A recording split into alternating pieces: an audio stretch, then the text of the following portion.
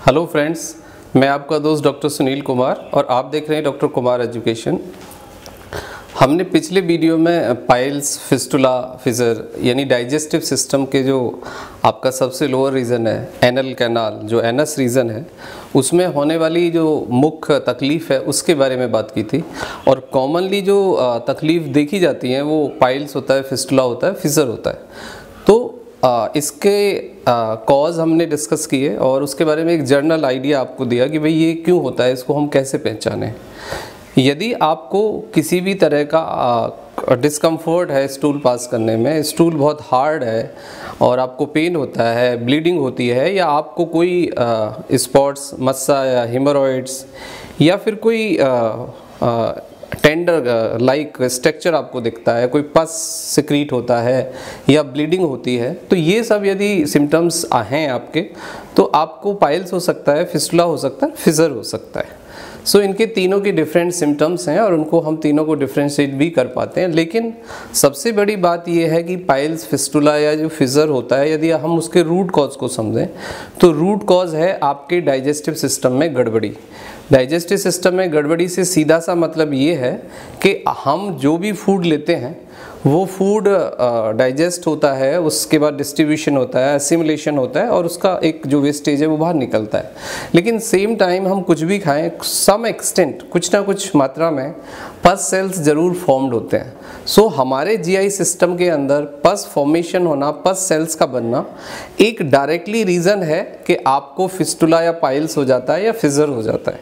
तो हमें internal level पे ये समझना होगा कि जीआई सिस्टम की जो गड़बड़ी है उसको हम कैसे रोकें।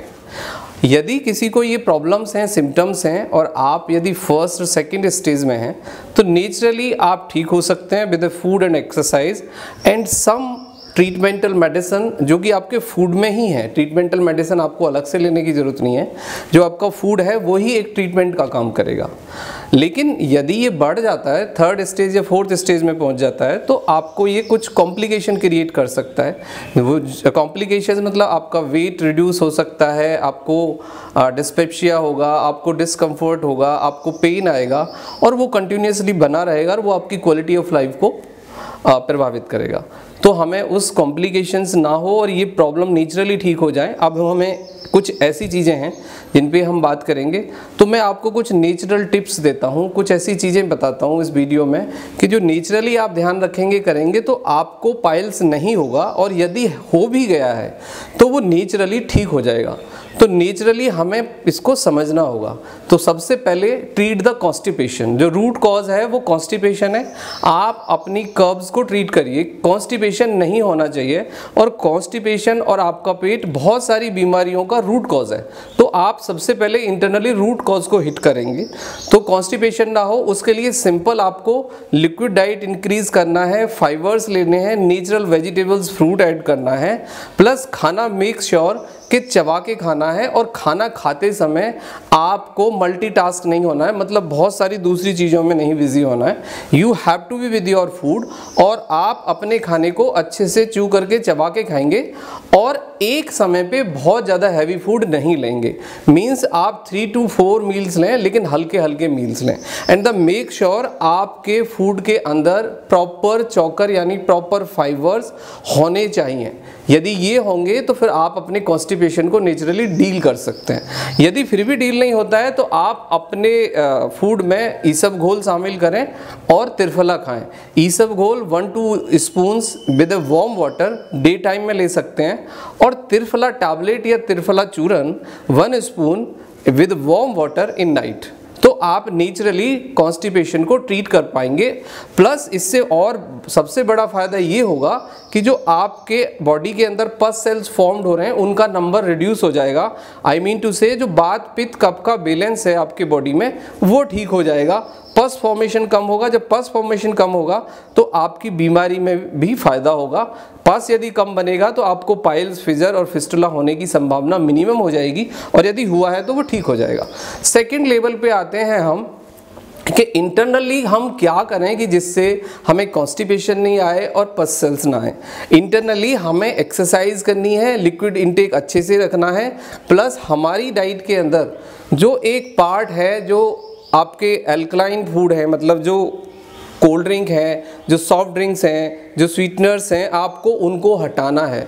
यानी जितना ज़्यादा आप मीठा खाएंगे, जितना ज़्यादा आप स्वीट्स लेंगे, उतना ही ज़्यादा आपको पस सेल्स फॉर्म्ड होंगे।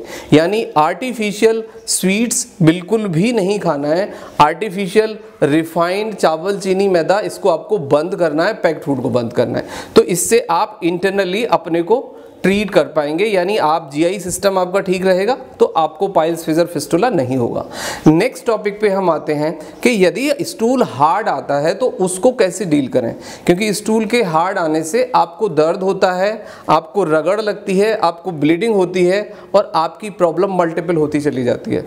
तो इसके लिए सिंपल मैंने बताया, आप कोई भी लिक्विड मतलब ऑयल फॉर्म में आप एक कैस्ट्रॉल ऑयल आप रात को ले सकते हैं, यदि त्रिफला से भी आपका स्टूल सॉफ्ट नहीं होता है। वैसे त्रिफला से जनरली आपका जो स्टूल है वो बहुत ही सॉफ्ट हो जाता है, बहुत ही पतला हो जाता है और आपको कोई तकलीफ नहीं होती है। लेकिन फिर भी यदि आपको कोई नेचुरल लग्जेटिव लेना पड़ता है तो आप कैस्ट्रॉल ऑयल ले सकते हैं, और आप लैक्टुलोज जो कि मेडिसिन की फॉर्म में अवेलेबल है, एक नेचुरल डाइटरी फाइबर ही है, आप लैक्टुलोज लिक्विड आता है वो आप 10 to 20 ml नाइट में ले सकते हैं, तो उससे आपको फ़ायदा होगा। प्लस आप अपनी डाइट के अंदर फाइबर फूड रखें, तो फाइबर फूड भी आपके स्टूल्स में को बल्कि बनाएंगे और इजीली वो पास हो जाएगा। अब प्रॉब्लम ये आती है कि यदि किसी को पाइल्स, फिस्टुला या फिशर है तो how we deal with that. इसको डील करने के लिए सिंपल है, आप स्विच बाथ करें, आप एक्सरसाइज करें, आप पेट की एक्सरसाइज करें, आप वॉकिंग करें और मिनिमम करें अपने पॉस्चर्स को, मतलब बैठा जो सिटिंग पॉस्चर्स है जिसमें कि आपके लोअर रीजन में बहुत प्रेशर आता है, आप उसको घटाएं। कोई भी क्रीम लगा सकते हैं जो कि आपके स्टूल को सॉफ्टनर करेगी और आपके एनएस रीजन को रगड़ से, छिलने से और ब्लीड होने से बचाएगी। लाइक एनोवेट क्रीम आती है या और भी बहुत सारी क्रीम्स हैं, लाइक सील्ड एक क्रीम आती है, तो वो आप स्टूल पास करने से पहले और बाद में लगा सकते हैं। लेकिन आपको अब ये और समझना है कि कौन सा फूड है जो आपके लिए पॉइजन का काम करेगा।